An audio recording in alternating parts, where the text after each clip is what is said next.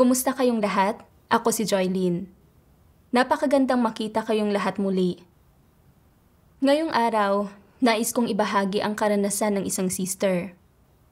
Siya ay inaresto dahil sa pangangaral ng ebanghelyo at pagkatapos mapalaya, hinarap ang pag-uusig at paghadlang mula sa kanyang pamilya. Sinaktan siya ng kanyang ama para talikuran ang kanyang pananalig at ibinigay pa nga siya sa pulisya. Paano niya napagtagumpayan ang pagkakagapos at paghihigpit ng kanyang pamilya at matatag na nagpa siyang sundin ang Diyos? Pakinggan natin ang kanyang karanasan, pagharap sa pagsalungat ng aking mga magulang sa aking pananalig.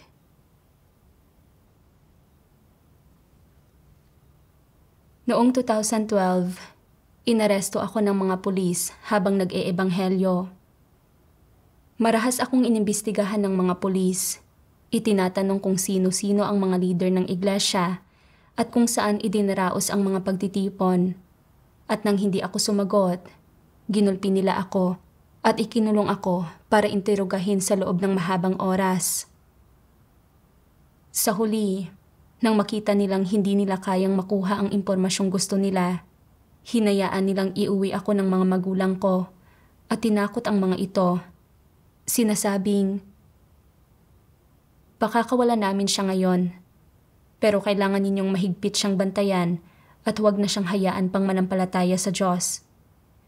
Kung mananampalataya siya at mahuli namin siya, mahahatulan siyang makulong at sisiguruhin naming mawawala sa inyo ang lahat at masisira ang pamilya ninyo.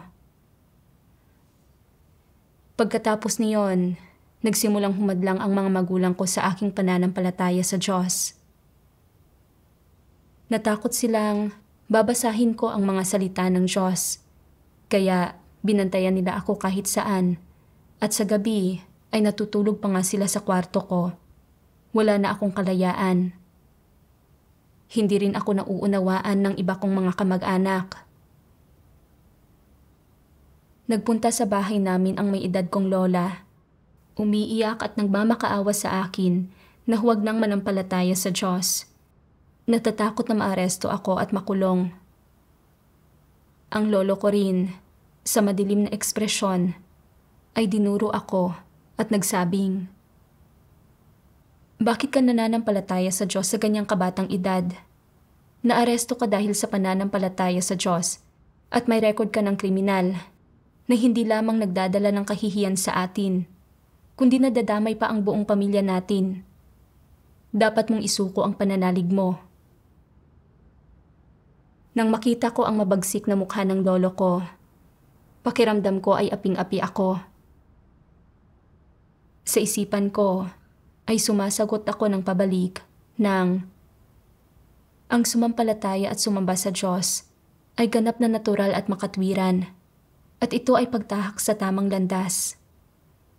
Nananampalataya sa Diyos ang mabubuting tao sa lahat ng bansa. Bakit hindi ninyo ako nauunawaan? Gaano man kayo humadlang sa landas ko, hindi ko isusuko ang pananampalataya ko sa Diyos. Isang gabi, pumasok sa kwarto ko ang aking nanay. Lumuhod siya sa harap ko at umiiyak na nagsabing, "Pakiusap. Huwag ka nang manampalataya sa Diyos. Ikaw ang nag-iisang anak naming babae. Kapag naaresto ka uli at nasentensyahan, hindi lang sasamsamin ng mga pulis ang ating pera, kundi pahihirapan ka rin nila. Kung may terebleng bagay na mangyari sa iyo, mawawasak ang pamilyang ito." Gimbal na gimbal ako rito at nagbandali akong tulungan na itayo ang nanay ko. Napaiyak ako nang makita kong sobrang naghinagpis ang nanay ko. Hindi ko alam kung paano tutugon sa kanya. Buong buhay ko ay nagtatrabaho sa malayo ang tatay ko at ang nanay ko ang dumaan sa hirap sa pagpapalaki sa akin. Ngayong malaki na ako, hindi ko pa siya nasusuklian sa pagpapalaki sa akin. Pero heto siya ngayon, lumuluhod at nagmamakaawa sa akin. Nadama kong napakasuwail ko. Medyo pinanghina ako ng kaisipang ito. Sa pagluhod at pagmamakaawa ng nanay ko. Kung hindi ko man lang isasaalang-alang ang mga damdamin niya, hindi ba talagang masasaktan siya nito? Lungkot na lungkot ako, kaya tahimik akong nanalangin sa Diyos. Hinihiling sa Diyos na panatilihin akong naninindigan. Pagkatapos manalangin, naisip ko ang mga salita ng Diyos. Kailangan mong taglayin ang aking katapangan sa iyong kalooban at kailangan mong magkaroon ng mga prinsipyo kapag humaharap ka sa mga kamag-anak na hindi nananampalataya. Gayunman, para sa aking kapakanan, hindi ka rin dapat na sumuko sa kahit anong mga puwersa ng kadiliman. Manalig ka sa aking karunungan upang makalakad sa perpektong daan. Huwag hayaan ang mga pakikipagsabwatan ni Satanas na makapangyari. Ibuhos ang lahat ng iyong pagsisikap sa paglalagay ng iyong puso sa aking harapan at pagiginhawahin kita at bibigyan ka ng kapayapaan at kaligayahan. Huwag magsikap na maging isang bagay sa harap ng ibang mga tao. Hindi ba't mas mahalaga at matimbang ang bigyan ako ng kasiyahan? Sa pagbibigay ng kasiyahan sa akin, hindi ka ba higit na magkakaroon ng walang hanggan at panghabang buhay na kapayapaan at kaligayahan? Nalinawan ang isipan ko dahil sa mga salita ng Diyos. Sa panlabas, parang lumuluhod at nagmamakaawa sa akin ang nanay ko. Pero pakanan ni Satanas ang nasa likod nito. Ayaw ni Satanas na sumunod ako sa Diyos at maligtas, at ginagamit niya ang nanay ko para tuksuhin at salakayin ako. Sinusubukang ipagkanulo ko ang Diyos at bumaba kasama ni Satanas sa impyerno.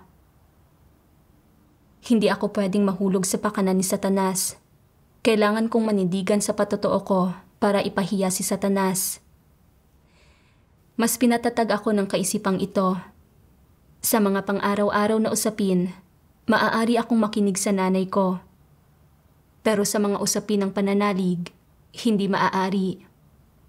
Naging determinado akong manampalataya sa Diyos. Kalaunan, dahil nakita nila ang matatag kong saloobin sa pananampalataya sa Diyos, hinigpitan ng mga magulang ko ang pagbabantay sa akin. Madalas akong nananalangin sa Diyos.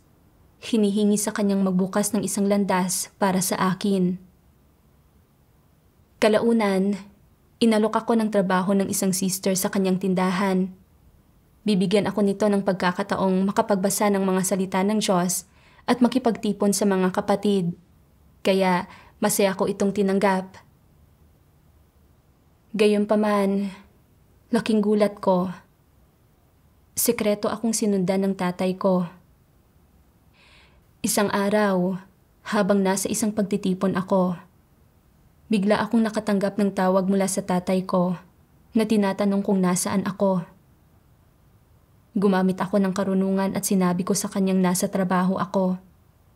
Pero hindi siya naniwala sa akin at nagmamadali siyang pumunta sa tindahan.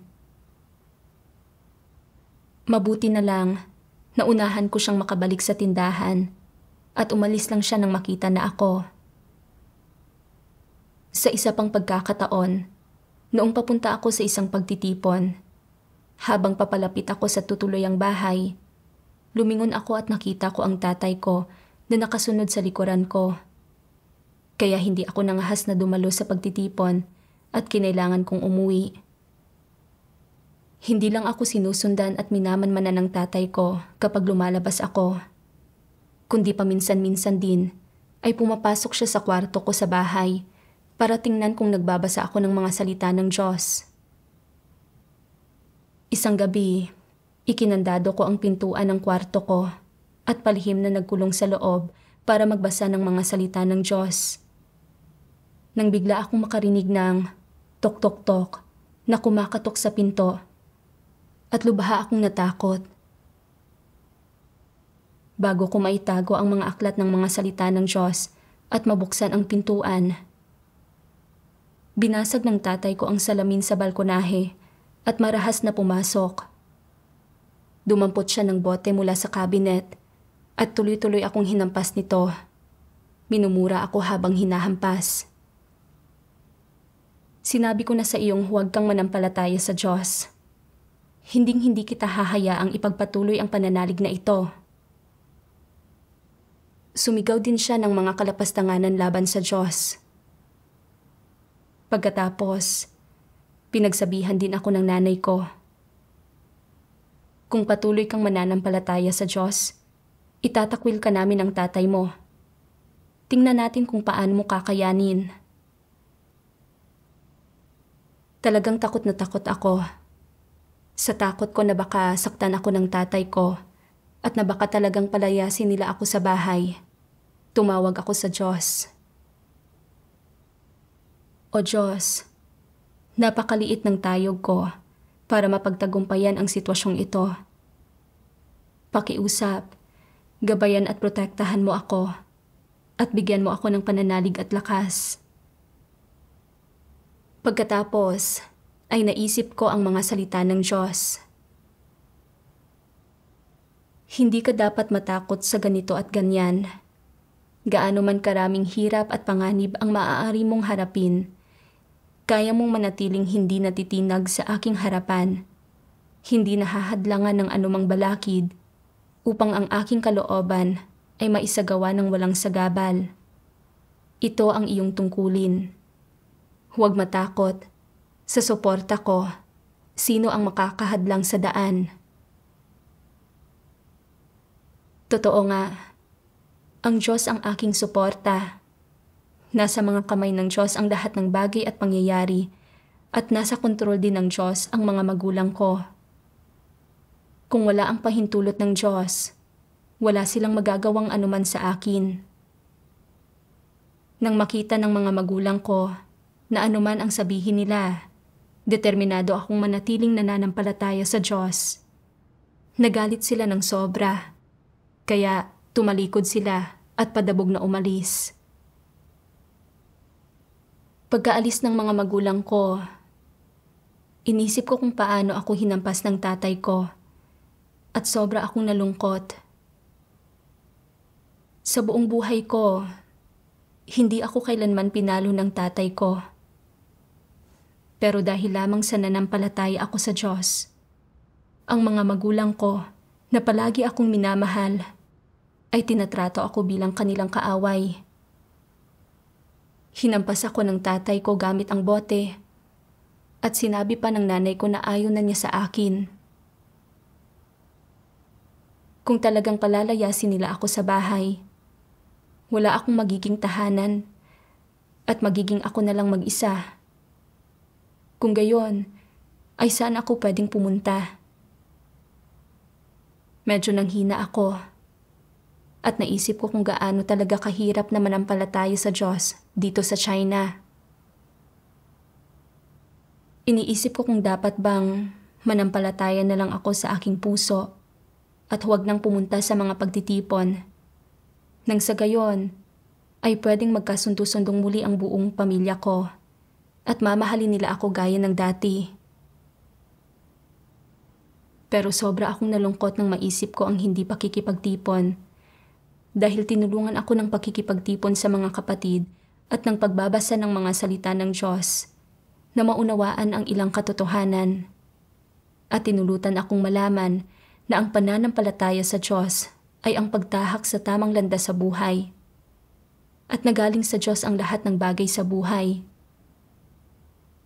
Ang pananampalataya sa Diyos ay nagdala sa akin ng kapayapaan, kagalakan, at ng pakiramdam ng pagkakaroon ng isa na mapagkakatiwalaan at sobra ako nitong pinasaya. Pero napakasakit at nakasasakal ang usigi ng mga magulang ko. Kaya nanalangin ako sa Diyos. Hinihingi sa Kanyang gabayan ako para maunawaan ang layunin niya at para bigyan ako ng pananalig upang malampasan ang sitwasyong ito. Kalaunan, Nabasa ko na sinasabi ng mga salita ng Diyos na dapat kang magdusa ng paghihirap alang-alang sa katotohanan. Dapat mong ibigay ang iyong sarili sa katotohanan. Dapat kang magtiis ng kahihiyan para sa katotohanan. At upang higit pang makamit ang katotohanan, dapat kang sumailalim sa higit pang pagdurusa. Ito ang dapat mong gawin. Hindi mo dapat itapon ang katotohanan alang-alang sa isang mapayapang buhay pamilya. At hindi mo dapat iwala ang dangal at integridad ng buong buhay mo para sa pansamantalang kasiyahan. Dapat mong hangarin ang lahat ng mainam at mabuti, at dapat mong hangarin ang isang landas sa buhay na higit na makahulugan. Kung namumuhay ka ng gayong mahalay na buhay at walang hinahangad na anumang mga layunin, hindi ba't sinasayang mo ang iyong buhay? Ano ba ang iyong makakamtan mula sa ganitong pamumuhay?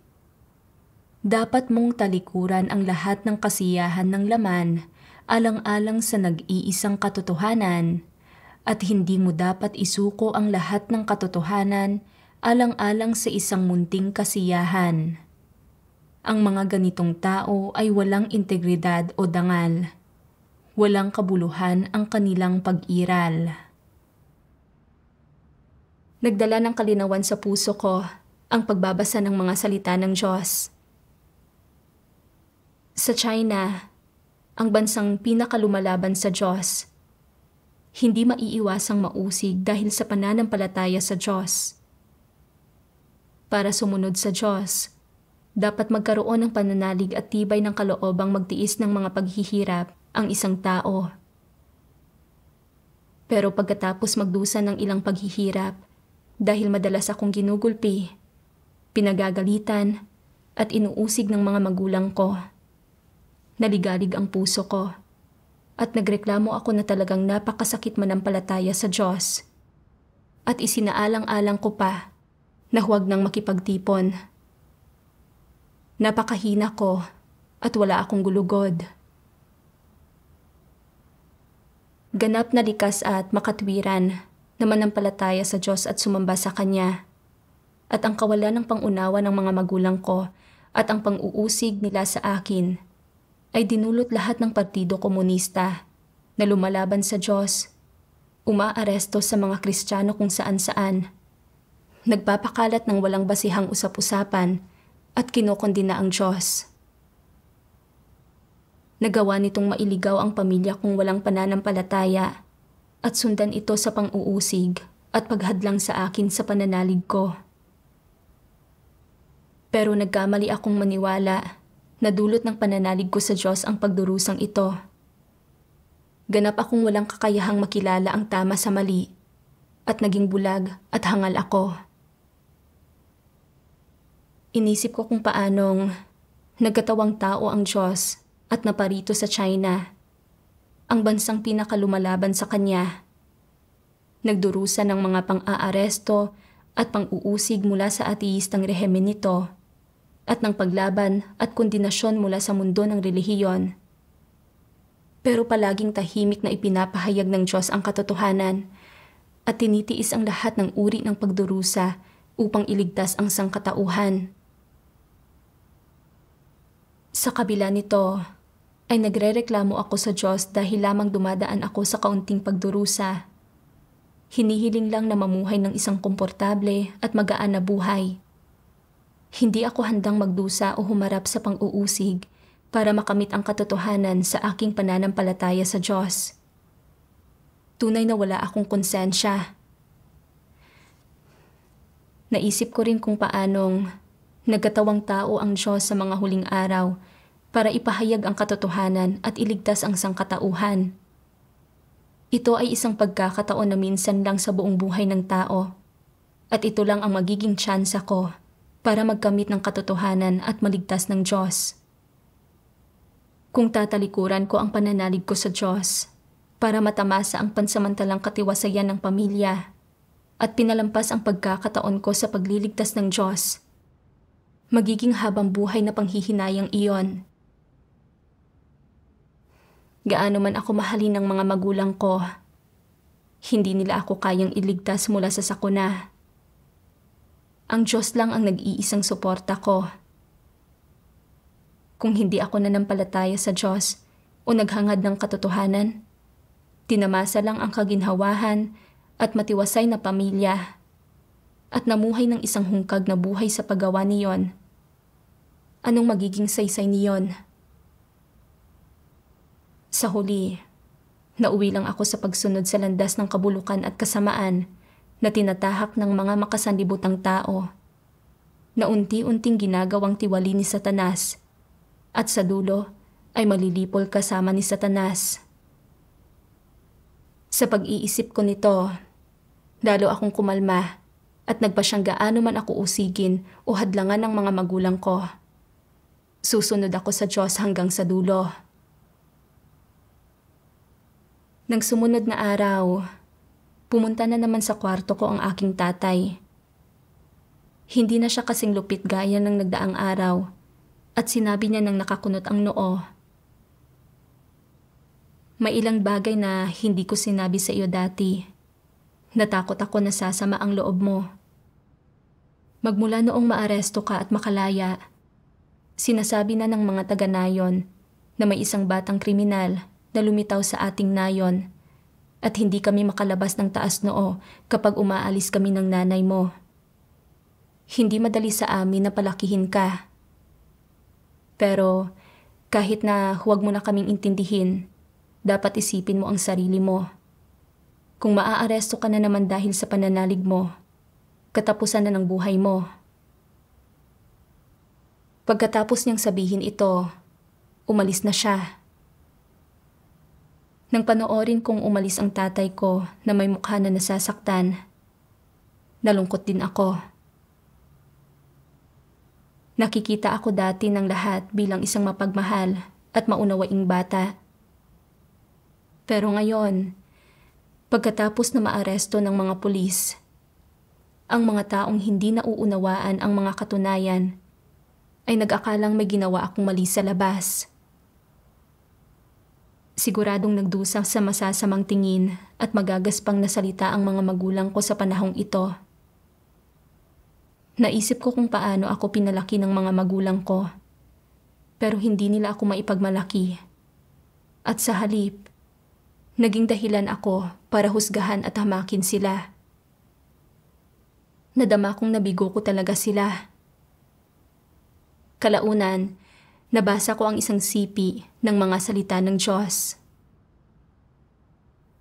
Marahil ay naaalala ninyong lahat ang mga salitang ito, sapagkat ang aming magaang na kapighatian na sa isang sandali lamang ay siyang gumagawa sa amin ng masigit at walang hanggang bigat ng kaluwalhatian. Narinig na ninyong lahat dati ang mga salitang ito, subalit walang sino man sa inyo ang nakaunawa sa tunay na kahulugan nito. Ngayon, alam na alam ninyo ang tunay na kabuluhan ng mga ito. Ang mga salitang ito ay isa sa katuparan ng Diyos sa mga huling araw at matutupad doon sa mga malupit na pinahirapan ng malaking pulang dragon sa lupain kung saan ito nakahimlay na nakapulupot. Ang malaking pulang dragon ay inuusig ang Diyos at kaaway ng Diyos. Kaya nga, sa lupaing ito, ang mga tao ay sumasailalim sa pamamahiya at pang-aapi dahil sa pananampalataya nila sa Diyos at natutupad ang mga salitang ito sa inyo, ang grupong ito ng mga tao bilang resulta. Mula sa mga salita ng Diyos, naunawaan ko na hindi mali ang paglakad sa tamang landas sa buhay sa pamamagitan ng pananampalataya sa Diyos. Pero dahil matinding lumalaban sa Diyos ang Partido Komunista, inaaresto at inuusig ang mga mananampalataya. Nagdulot ito sa mga mananampalataya na nasa China, isang ateistikong bansa, ng pagdurusa mula sa labis na kahihiyan at pang-uusig.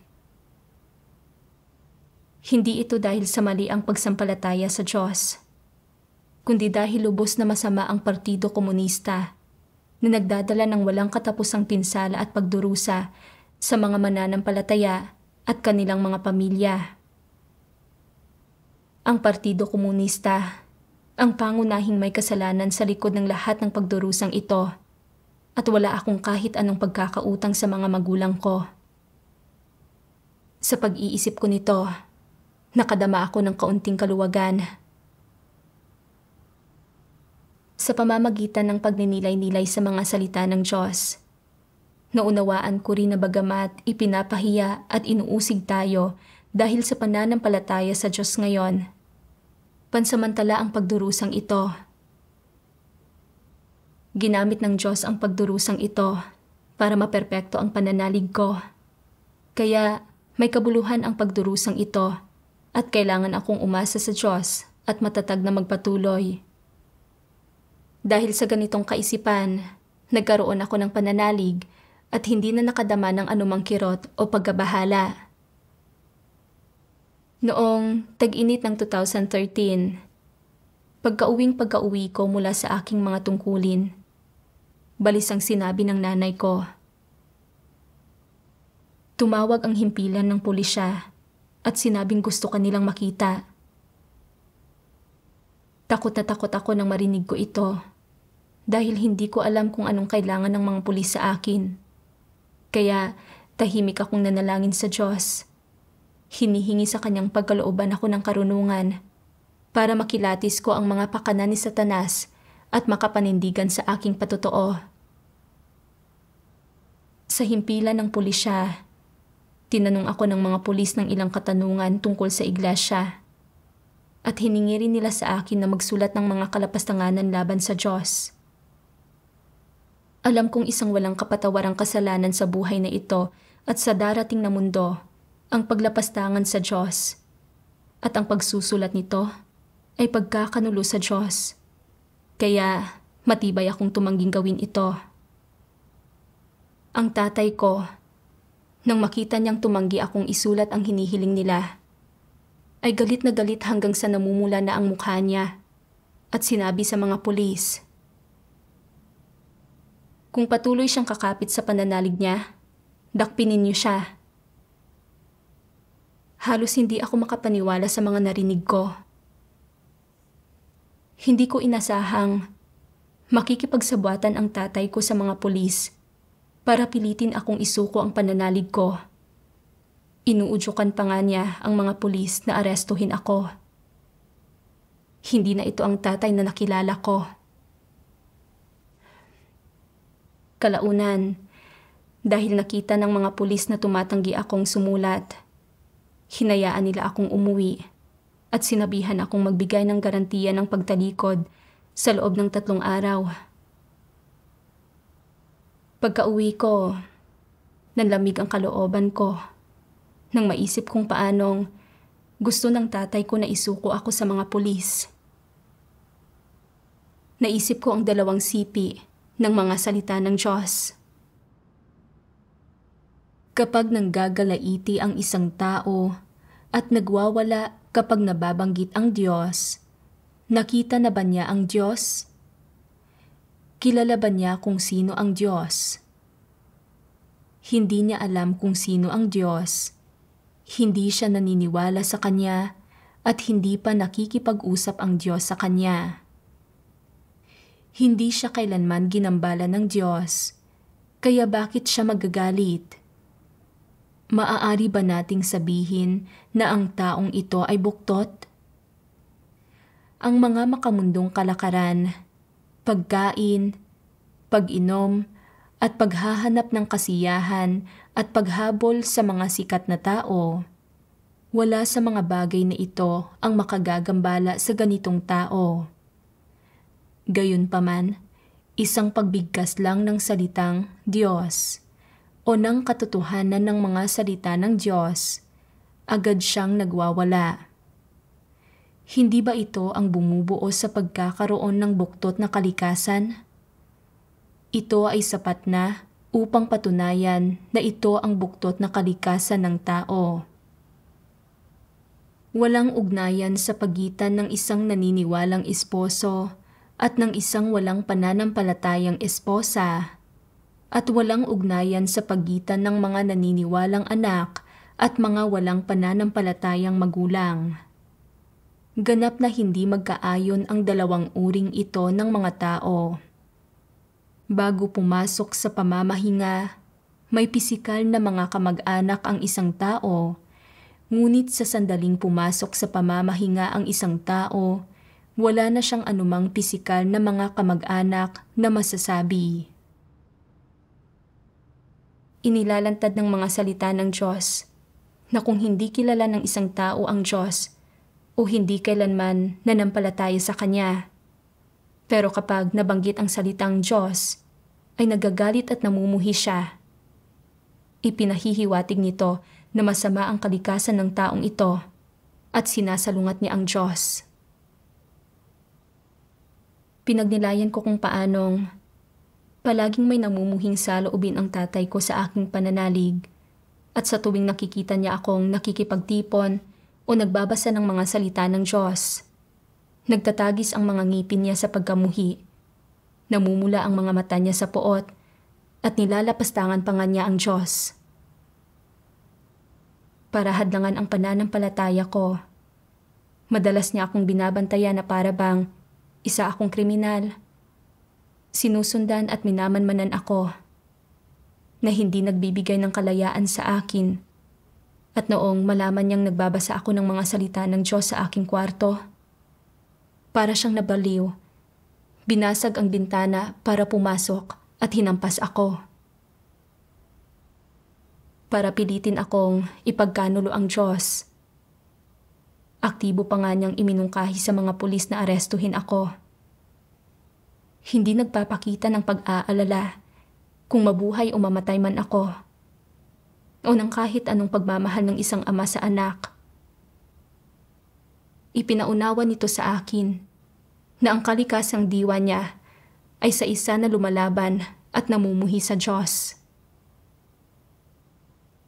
Sinasabi ng Diyos na ang mga mananampalataya at walang pananampalataya ay dalawang magkaibang uri ng mga tao, at totoo talaga ito. Sumusunod ako sa Diyos at hinahangad ang katotohanan. Tinatahak ang tamang landas sa buhay. Samantalang hindi nananampalataya sa Diyos ang mga magulang ko at sinusunod ang Partido Komunista para usigin ako. Bagamat may relasyon kami sa dugo, wala kami sa parehong landas at pangunahing di magkaayon. Sa pagdaranas sa mga bagay na ito, nagkamit ako ng kaunting pagkilati sa diwa ng mga magulang ko at nagawa kong bitiwan ang ilang mga emosyonal na ugnayan ko sa kanila. Kalaunan, dahil patuloy na iginigiit ng himpilan ng pulisya na pirmahan ko ang garantiya ng pagtalikod, umalis ako ng bahay at nagtago. Pagkatapos, ay may isang bagay na nangyari na mas malinaw na nagpakita sa akin ng mga diwa ng mga magulang ko. Isang gabi, nang dumaan ako sa aming nayon habang ginagawa ang mga tungkulin ko, umuwi ako sa bahay para kumuha ng ilang gamit, at nang makita ng mga magulang ko na umuwi ako, inudyukan na naman nila akong huwag ng manampalataya sa Diyos. Sinabi ng tatay ko, "Pinalaki ka namin na umaasang susuportahan mo kami pagtanda namin.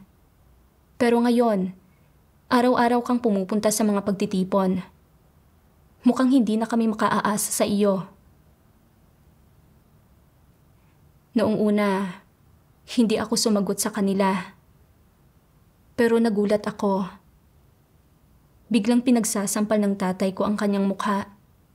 Sinasaktan ang sarili niya habang hinihiling na tumigil ako sa pananampalataya sa Diyos na nagpadugo ng ilong niya. Natigilan ako. Hindi ko kailanman inasahan na gagamitin ng tatay ko ang gayong mga pamamaraan para pilitin akong isuko ang pananalig ko sa Diyos. Umiiyak din ang nanay ko at hinihimok ako. Lubha akong nalungkot at hindi ko mapigilan ang mga luha ko. Iniisip na, lubha bang mapipinsala ng tatay ko ang kanyang sarili kung patuloy niyang hahampasin ang sarili niya? Kung tutuusin, tatay ko siya at hindi pwedeng tingnan ko lamang siya habang sinasaktan niya ang kanyang sarili. Pero hindi rin ako makasang-ayon na tumigil sa pananampalataya sa Diyos. Ano ang dapat kong gawin? Nang sandaling iyon, naisip ko ang isang sipi ng mga salita ng Diyos. Sa lahat ng oras, dapat maging handa ang aking mga tao laban sa mga tusong pakana ni Satanas na pinangangalagaan ang pasukan ng aking sambahayan para sa akin. Dapat nilang matulungan ang isa't isa at tustusan ang isa't isa upang maiwasang mahulog sa bitag ni Satanas kung kailan magiging huling-huli na para magsisi. Tinulungan ako ng mga salita ng Diyos na maunawaan na ang pananakit ng tatay ko sa sarili niya ay sinadya para pigilan ako sa pananampalataya sa Diyos na isang pakana ni Satanas. Kaya hindi ako nakipagkompromiso sa kanila.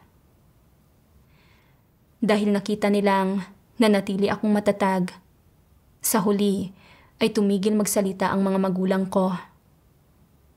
Kalaunan, nabasa ko ang isa pang sipi ng mga salita ng Diyos.